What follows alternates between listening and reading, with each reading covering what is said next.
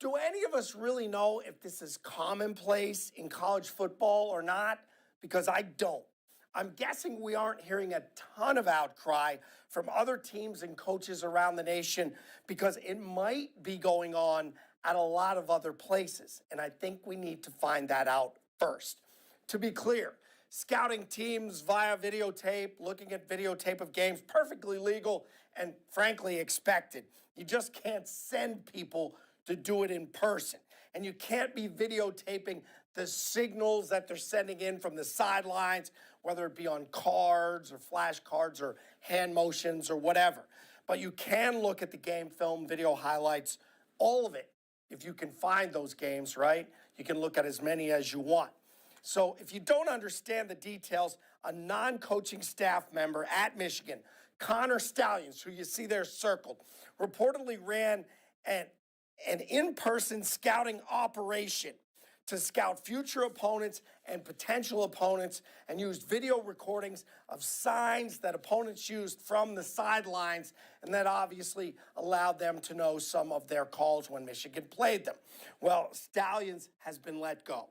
The conference has suspended Michigan coach Jim Harbaugh from the sidelines for 3 games. He's already been out of 1 game. That was the Penn State game. They, of course, the Big Ten cited violations of the sportsmanship policy in announcing that suspension. A hearing on that ruling is in court tomorrow. I, for one, have issue with any of this being dealt with in the middle of the season. The players have zero to do with it. And the cat is out of the bag, so to speak, already, right? Which means any competitive advantage Michigan might have had is now gone.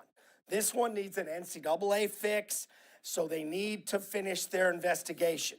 In the meantime, the NCAA needs to give all D1 schools the same headset equipment the NFL pros get, right? They can afford it. That way the coaches can talk to the quarterback and the defensive captain, and there's no need for any signals. It's a simple fix. The NCAA can afford the gear that allows you to talk to the quarterback in his helmet, the middle linebacker, or whoever your defensive captain is. You give him the call, you give him the signals. He lets his other teammates know what's going on, and then there's no chance for anyone to intercept said signals. Everyone has the same equipment. Second thing, I really think they should let the season play out. If you're wondering, well, how come? Michigan deserves to be punished. I think if Michigan is the best team, then we're going to know, right?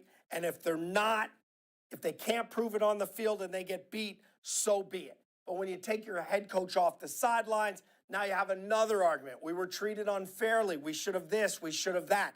Just leave it alone at this point. We don't need to add more controversy to this mess. And I know some of you out there, you love the drama, right? But that's not what college football needs right now. The NCAA has enough problems trying to deal with NIL and the playoff expansion, and now this. If Jim Harbaugh, frankly, needs to be banned from college football, let's find out after the season is over.